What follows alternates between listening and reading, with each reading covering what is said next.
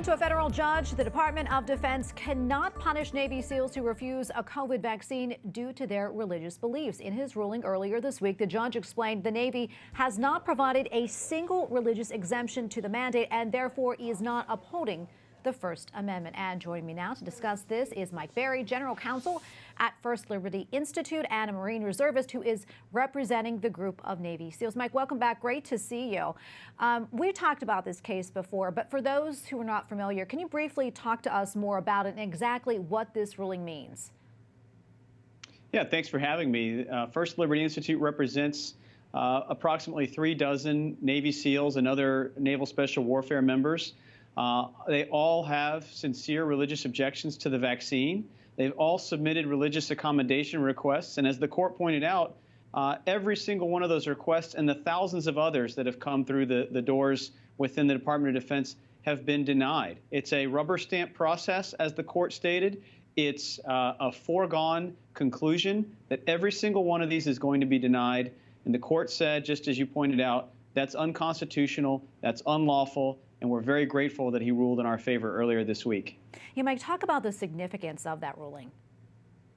Well, it's really the first major victory against the vaccine mandate on behalf of military service members, and that's a huge deal because there are thousands, possibly tens of thousands of people in the military who have religious objections to this vaccine, and up until now, they've been facing punishment, they've been facing harassment, involuntary separation, even the threat of court-martial.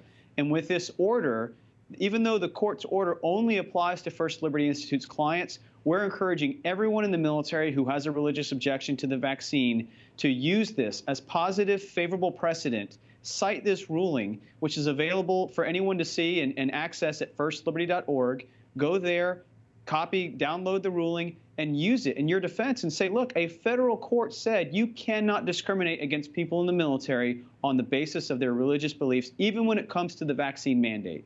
And I was going to ask you that, as there are service men and women from other branches that are also seeking religious exemptions. How will this case help them? Yeah, so technically, the ruling only applies to First Liberty Institute's clients, these 35 Navy SEALs.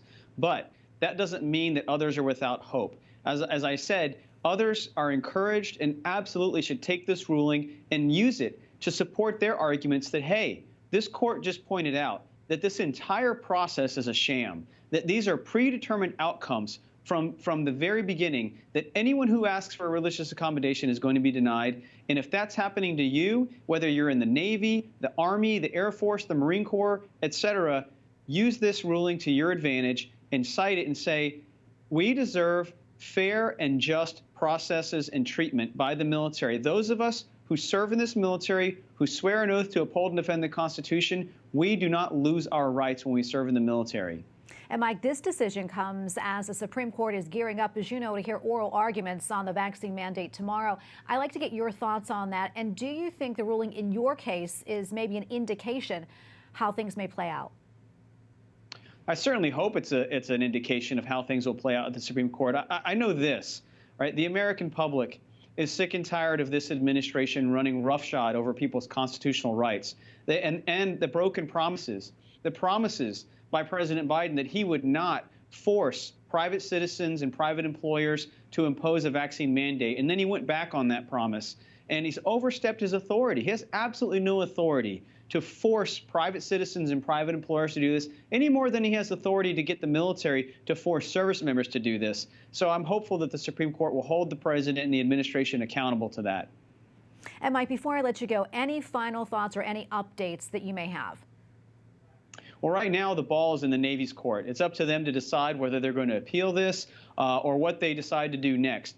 You know, I'm very pleased for the 35 SEALs that we represent.